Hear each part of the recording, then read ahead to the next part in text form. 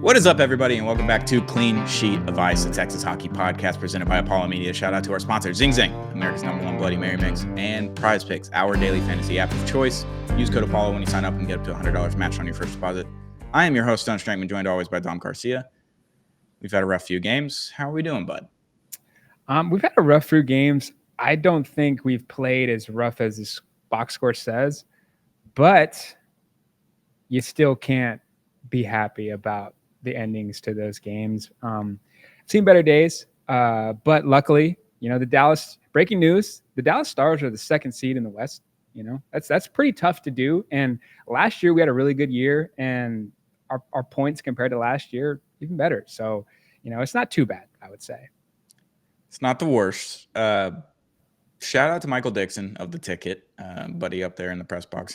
He's on the radio, but he tweeted out a graphic the other day after the Vancouver game, and it said the last 4 cup winners have had their worst stretches of hockey in the season, the regular season, right before the playoffs started. They won the cup. I am a Mississippi State fan. 2021, my baseball team goes to the SEC tournament, gets run ruled in their first 2 games, and they're out of the tournament immediately. And they had won 50 games. They were one of the best teams in the SEC. I was like, what is happening? And all of a sudden they go to Omaha, they win the championship.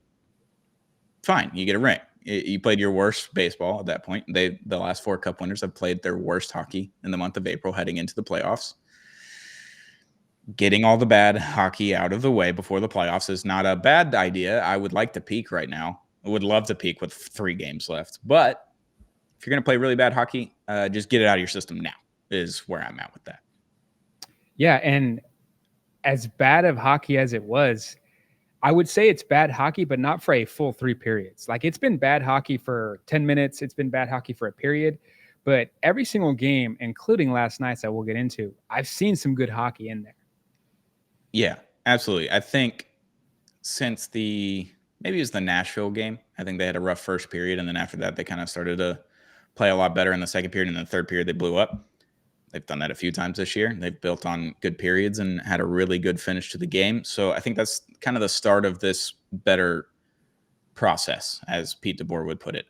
They're playing their process. They're doing what they should be doing, essentially, and they're winning. They won that game, but they weren't winning, or they weren't losing games that they weren't doing the process in over the last month or 3 weeks or so. They haven't been playing great hockey. But the last 3 games, I'd say, they've been playing their kind of style of hockey with the right process and what Pete DeBoer likes to see on the ice, regardless of the result. Process over result is a big thing in business. It's a big thing in sports, and making sure you're doing the right things heading into the most important part of the season, I think, is where they're at. So Pete DeBoer was not pissed off over the last 2 games. I haven't seen him super angry since the Tampa game, where Casey DeSmith stood on his head and they lost in the shootout, and they should have won that game before. They should have scored goals in the first and second period. They didn't. They came back in the third. They lose in the shootout. They probably should have won in overtime. All these things happen. But he was pissed after that game. We had a whole episode about it.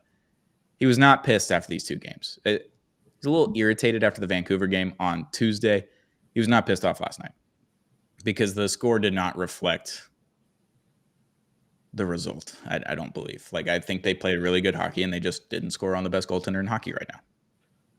Yeah, and that first period, we're used to a Stars slow first period. It wasn't as slow as a normal Stars first period.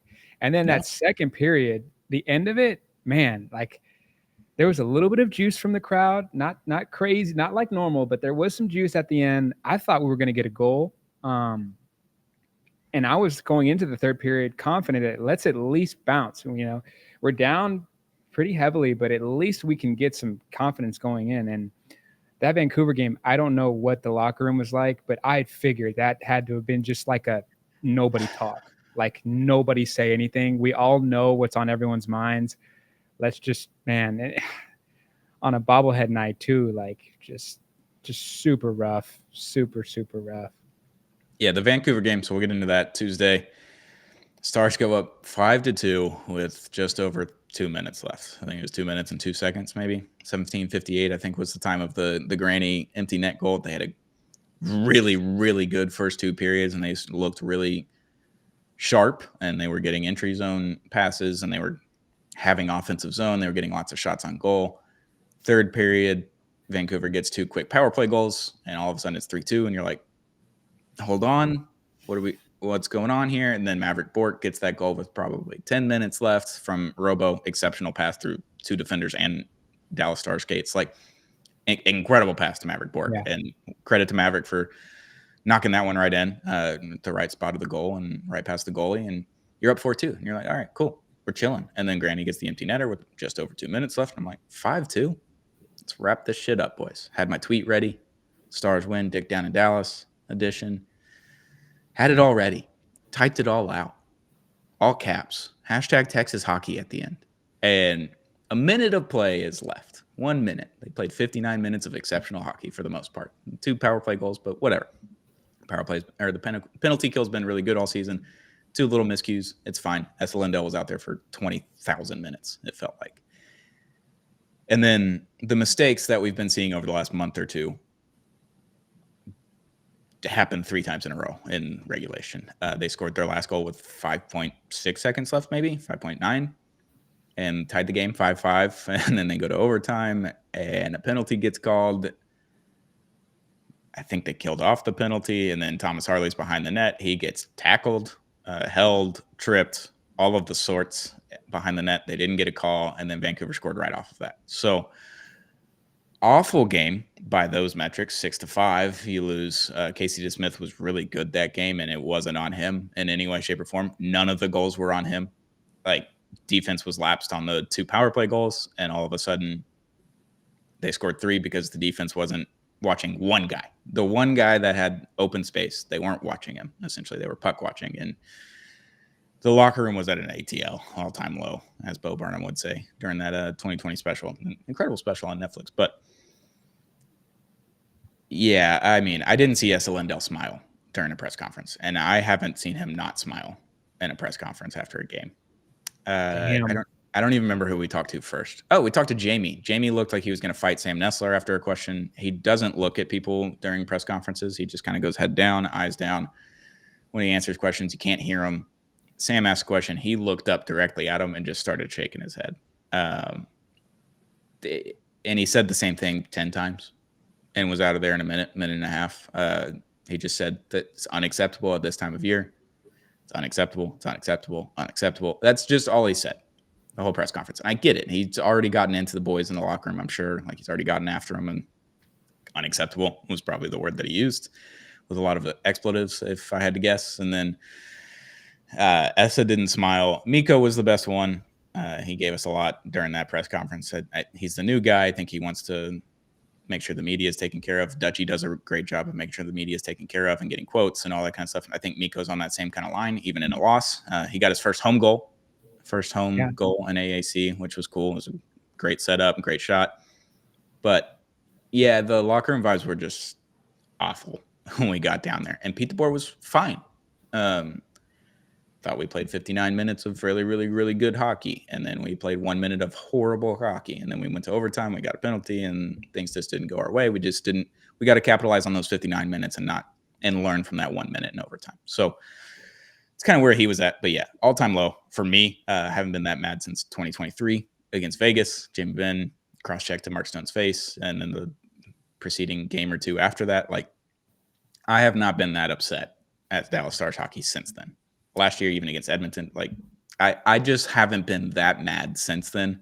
And I was irate in the press box, and you can't be mad. So I obviously didn't show it, but I'm steamy's coming out of my ears. My eyes are red. Like, I was pissed. I was so mad. What sucks was just as these goals were coming in, you just kind of had that feeling of like, man, this is bad news. Like, this feels like they could make this comeback. And I've watched a lot of hockey. I've never seen a team score an empty net goal and not get 2 points. And it's never been done in NHL history to have a 3-goal comeback, go to overtime with 1 minute or less remaining. Never been done before. First time. Just happy thoughts, in all sports that go 7 games in the postseason, there really is a kind of mode that switches when you go from regular season to postseason.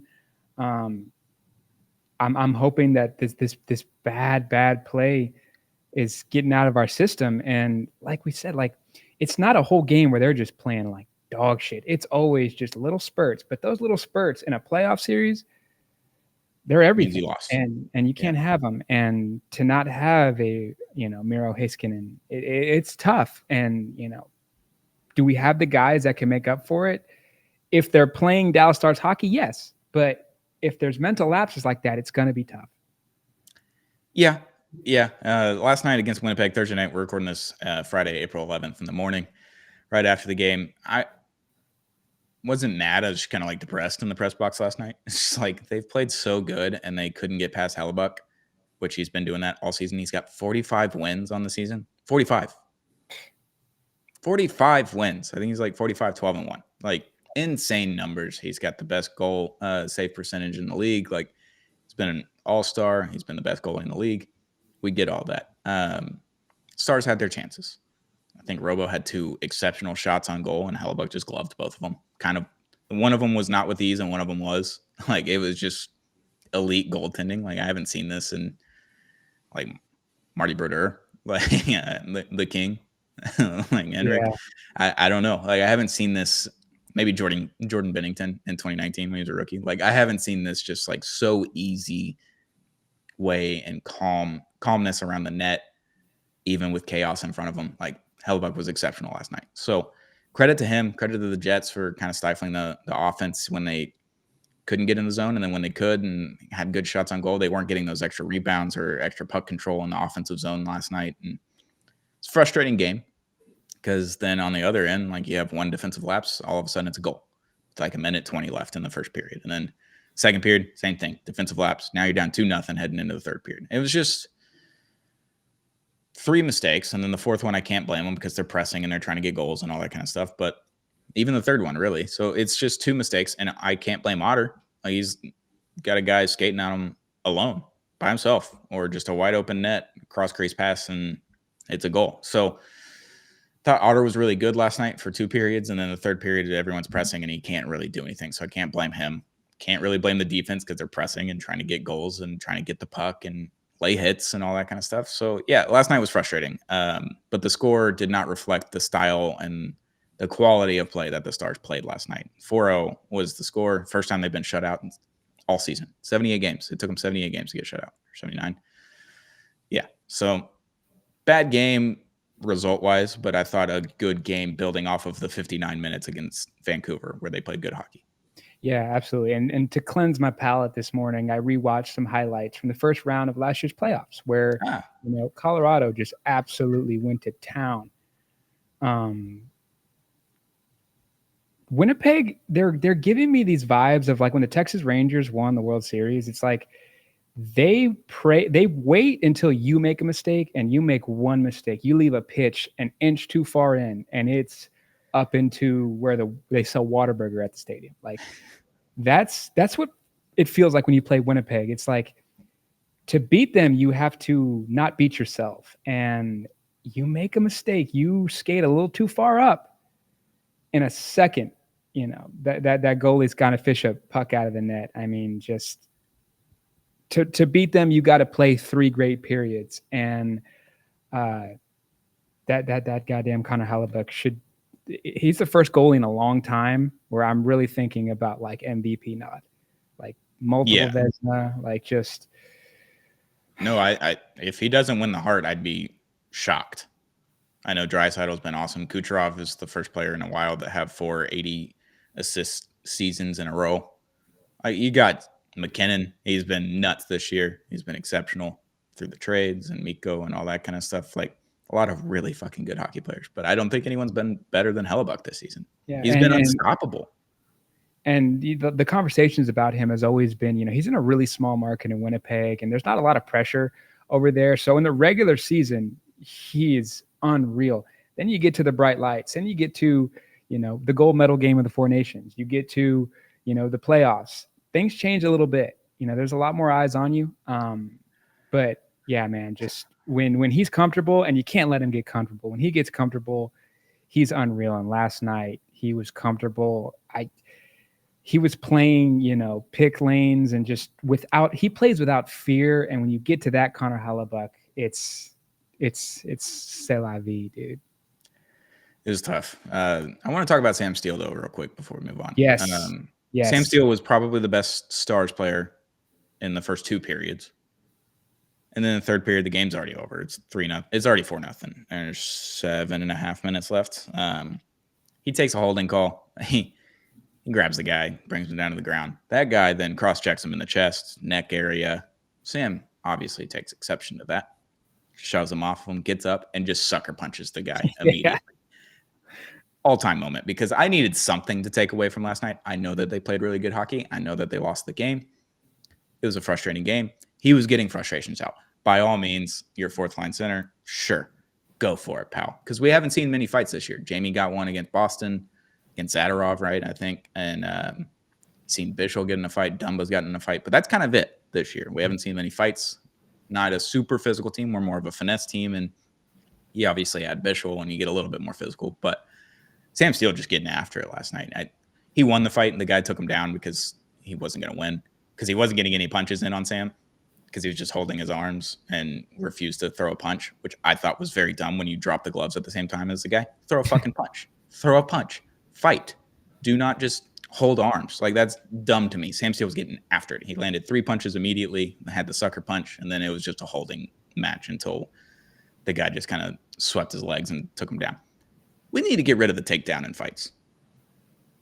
Yeah, there was a bad one. We just need to get rid of the wrestling match. We need to stop. Yeah. It's not fighting. I mean, as a guy who's kind of made his money in the fight game as a grappler, on skates, no, you're there to throw some fists. You have one hand holding the guy on the jersey on the collar, and you have one free hand. That is what I want to see. I want to see NHL style fights. I want to just see punch. I don't care to see a wrestling match. And when the guy knows he wasn't outmatched. They're the same size, basically. I think the Jets player is a little bit taller than Sam Steele, but roughly the same type of player. Not a fighter, kind of a grinder, and just kind of a pest. Fight. Don't take down. Obviously, we saw the Capitals Canes game where the guy doesn't have his helmet on. He gets slammed to the ground and hits his head on the ice. Just could have been horrible. I'm over the wrestling match. Like, it happened with Bischel a couple weeks ago when he got in a fight against Nashville. I don't remember when the fight was, but he just kind of tries to pull the guy closer to him so he can land a punch, and the guy lost his balance because Liam Bischel's 6'7", Greek god, strong as all. He's strong as an ox. Like, he's insane. So him accidentally taking a guy down like that, can't blame him. But the purposeful kind of just swing and pull the jersey, try to get him on the ground thing is dumb. Just fight. This isn't a wrestling match. This is a boxing match. Fight. Yeah, and those judo throws where you kind of like get his legs, and those are so dangerous. So bad. That ice, like, you take the helmet off, drop the gloves, and let's get at it. And it might go 5 seconds, it might go 15, but that's what we're here for. If we're talking fights, like, yeah. And but yeah, Sam's dude. That I was thinking it before he dropped the gloves. Like, that dude brought it tonight. Like played exceptional. He played really good. Bork, I'm loving him, and it's tough to get really good chances right now. It's feeling really hard, but those dudes on them third and fourth lines are bringing it. Yeah, Sam Steele was really good at playing hockey, and then he had the fight when whatever fans were left in AAC at that point with 7.5 minutes left. They cheered very loudly for it. They were in the fight. Obviously, you had a scuffle earlier in the game. In the first period, Liam Bischel lays a massive hit, and the guy took exception to it and kind of got after Bischel at the whistle. Dumba gets in there. Jamie Benn gets in there. There was a guy in the 300 level. I put this in the group chat last night. But if you haven't seen the Vine at a UFC fight or a boxing match, I can't remember what it was, but it was a Vine. And there's a guy in the background. He goes, "Get after him." And then the guy behind him goes, "Twist his dick." He goes, "What the fuck?" Twist his dick. Give him the old dick twist. Yeah. And some guy in the 300 yelled that whenever they got in a scuffle in the first period. And I was like, that was good. I enjoyed that thoroughly. That was a great reference. If no one else in the 300 level understood that, fine. I got it. And it was exceptional. So shout out to that fan. That was awesome. my two highlights of the game were a Vine reference and Sam Steele's fight. So that's how that game went. Man, this last week has been very odd for Dallas Stars fans, and I really wanted them to pack the place, and they packed the place to buy a hat, Yeah. and then like they packed the place. The pictures from the Wyatt Johnston bobblehead night are unreal. Like, and then the game is going on in the first period, and I'm seeing on Facebook Marketplace Wyatt Johnston bobbleheads for $120. Like, Yeah. guys, you're missing the assignment here. And those hats are cool, especially the black one. Yep. But like, I love how the hanger put out pre-orders. Like, they waited like maybe an hour or 2 hours. So all these people that were trying to, double up and get their retirement, as Courtney would say, lost it. But man, like, Stars fans, we need you to be your normal Stars fans right now more than ever, because we got a squad that's ready to make a run. Yeah, so the True brand, if you're unfamiliar with them, it's the upside down backwards Dallas hat. It's what started it all. They were the first ones to do it. Now everyone's a copycat. Dallas did it first. True brand did it first. Dak Prescott and Cooper. Is it Cooper Rush or no? It's the other guy, DiNucci. Ben DiNucci. Yeah. That's his. It's his brand, and Dak Prescott's an investor, and there's another. And then Artist obviously is the one that helped design it. They do it during COVID when the world was upside down. That's what started the hats. Needed something to rally behind. Exceptional hats. Great fit, great quality. Love the hats. Great designs. I went and got a couple yesterday in the morning, and I went in 2023, and I got a couple then. There was no line back in 2023, which is crazy because the Stars were one of the best teams in the Western Conference. They go to the Western Conference Finals that year. You would think there'd be a line. I walked up 20 minutes before they opened. They already had the doors open. They were just letting people in. I walked right in, bought a hat within 30 seconds. There was no one there. Yesterday, there was a line all the way down the block behind the hangar in the plaza. Fans lined up early. There was people in line at 5 or 6 a.m. is what Robert Tiffin said on Twitter yesterday to get those hats. And there was no limit on the hats. So some people were walking out with 10 hats. Some people were walking out with 2 hats, like that kind of thing. And then people were pissed off about them selling out. And I was like, I don't think they were capable of selling out. They had so many boxes lined up, so many hundreds and hundreds of hats, like so many hats. And then they sold them in the hangar inside and in the hangar in the plaza at the game last night. They had plenty of hats, and then they put them on pre-order. So for all the people that were trying to make money, because I saw it on Facebook Marketplace and eBay, they were listing for like $150, $200. And then as soon as the pre-order came out, they would like mark it half off. So you could already see the line scratch through the 150, and it was like $75. So like they were trying to make their money back. But yeah, great hats. I thought we were gonna have a great crowd last night because of the hats. Like based on how many people were in line, all the way wrapped around the block over by the Dirk Nowitzki statue. Like it wrapped all the way around that backside of the block. That terrible crowd. I will call you out. You booed at the end of the game, which sure, whatever. I don't get that because I think they played a really good game of hockey. There was people having Twitter meltdowns last night. It was a good game of hockey. They lost 4-0.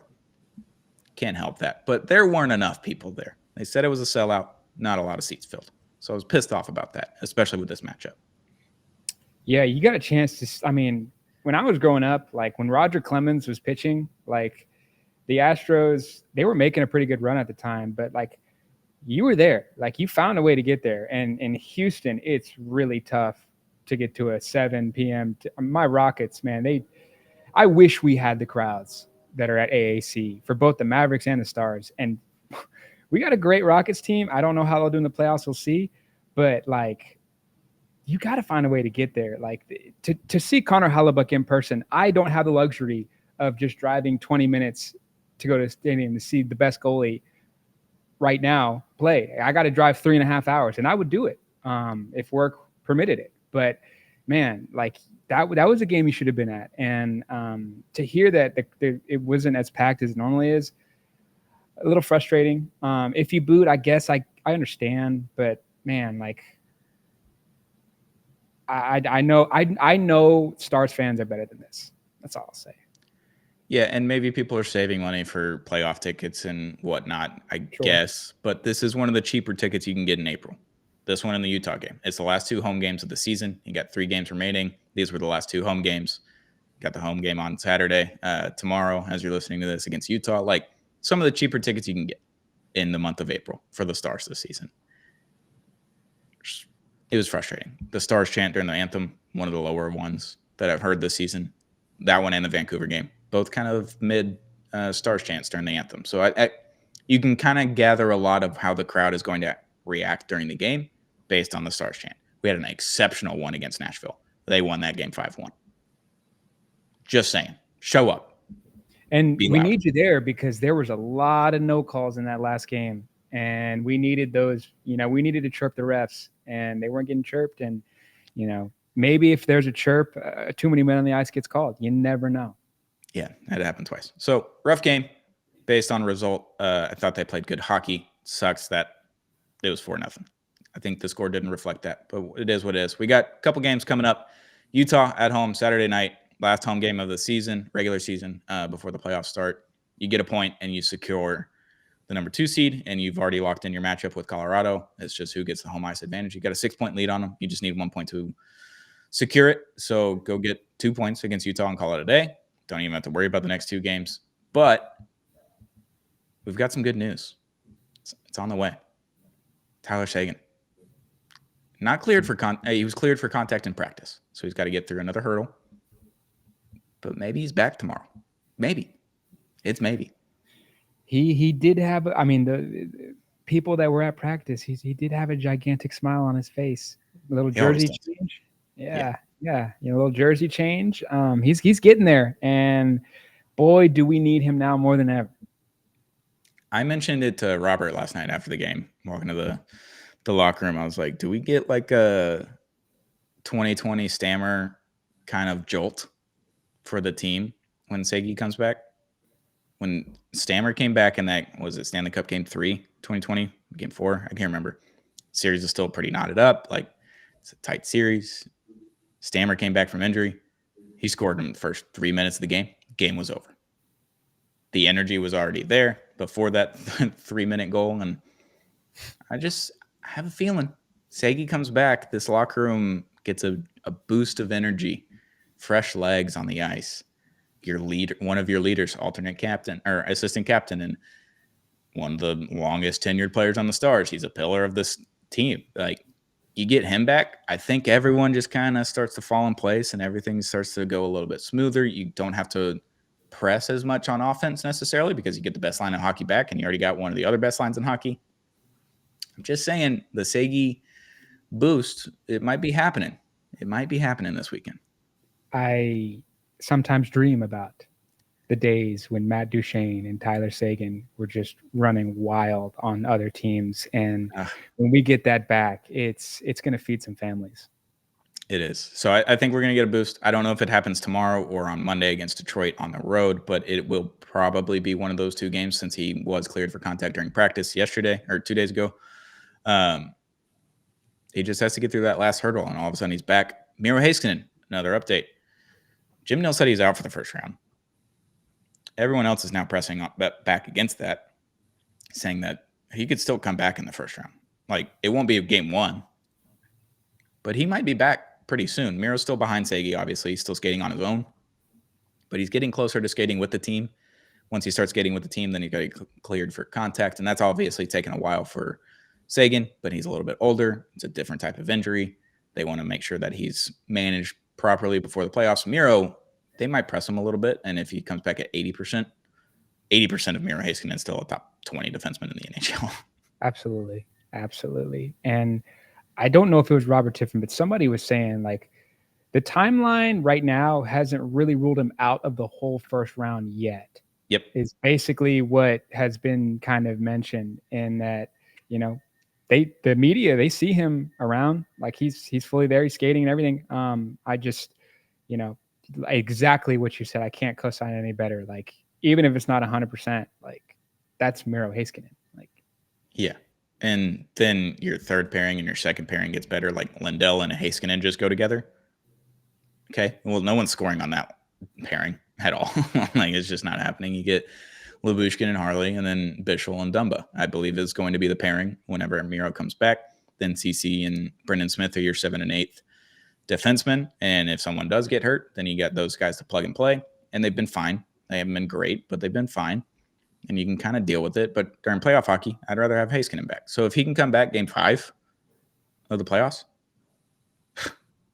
I'm fine. I don't even care if it goes to 7. Like, if we got Miro Heiskanen back, I'm fine. I am much less worried about this team if Miro Heiskanen comes back. Yeah, and you know, it's going to be a gauntlet, but dude, that's going to be the equalizer, if I'm being honest. And then Segi coming back either this weekend or Monday night is going to be a jolt of energy to the locker room. Everyone loves him. He gave a big speech the other day after the Vancouver game, I believe, in the meeting. They're having another meeting this morning at 10:30 before practice. They move practice again. So they're getting some things dialed in. They got to work on some things. They got to start capitalizing on chances, and they got to close out games, obviously. And we saw that against both Pittsburgh, Minnesota, and Vancouver. So they're getting closer. They're rounding into a form of playoff hockey, which is what Pete DeBoer wants. Just need to have the results behind it. That is the next step. So I'm not too worried, but you got Utah at home, Detroit on the road on Monday, and then Wednesday night you got Nashville. So that's the end of the regular season. We're right there. Yeah, and this Utah game, like, it's a really good matchup to be playing right now. You know, they're out of the playoffs, yet they still have some talent on that bench. This is a really good game to kind of get that sequencing down. Maybe touch up that power play, and I need 2 points. Like, yep. Full stop. I need 2 points. Just get a good win. Get the last regular season home game out of the way with a win, 2 points, make it an easy game, call it a day. It'll be fine. But next week, we do have a surprise for our listeners and viewers. We won't announce it until we've got confirmation, but we're right there. We're just working out day and time to get a player, a Dallas Stars player. Dallas Stars player is going to come on our podcast, Clean Sheet Advice, next week. Probably. Like 90% sure. So you guys stay tuned. You guys stay plugged in. And for my Dallas viewers, you're going to want to hear him. And for my Houston viewers, you are going to want to hear from him as well. Absolutely. He lived there for a few years. People forget. So yeah, next week it's going to be a fun pod. We're going to do just a player pod. Maybe not recap any of the games, but that's okay. We'll know the results, and everyone can box score watch or actually watch the game on Victory Plus for free if you just type in a Dallas zip code. Turns out that works. But yeah, next week we're gonna have a player, and then after the Nashville game, we'll be back on Thursday to release it on Friday. A playoff preview of round 1 against Colorado. I pray to God it's on home ice to start the series, but anything could happen at this rate. But we're gonna preview the playoffs. It'll be out next Friday. And earlier in the week, we'll have a player episode. It'll be very exciting. We're going to interview him for probably 20 to 30 minutes. It's going to be sick. We're going to be diving into all things Dallas, Houston, his career, and all the things. So it's going to be very fun. I'll tweet it out once we've got confirmation that we're recording with him, and we'll get that out as soon as we can. But, Dom, thank you for joining me. Thank you for the listeners and the viewers. Hit that subscribe button wherever you get it, at Apollo HOU on YouTube or on Clean Sheet Advice on Apple Podcasts, Spotify, wherever you get podcasts. Hit that subscribe button. Give us a like. Give us a review. Unsubscribe, resubscribe. All the things. Shout out to our sponsors. Zing Zang, America's #1 Bloody Mary Mix. Go get it wherever you get Bloody Mary Mix. I get it at Target. Saw it the other day. I was like, maybe I should pick up another bottle, But I already had a couple at home, so it's fine. I don't need any. But America's #1 Bloody Mary Mix. Zing Zang. Zang responsibly. And shout out to PrizePicks. Use code Apollo when you sign up and get to $100 matched on your first deposit. PrizePicks is a daily fantasy app where you hit more or less on every stat, every game, every night, every player. Shout out to PrizePicks. Use code Apollo when you sign up. Get $100 matched on your first deposit. Thanks for joining me, Dom, and we'll be back very, very soon with a special edition of Clean Sheet Advice, a Texas hockey podcast presented by Apollo Media.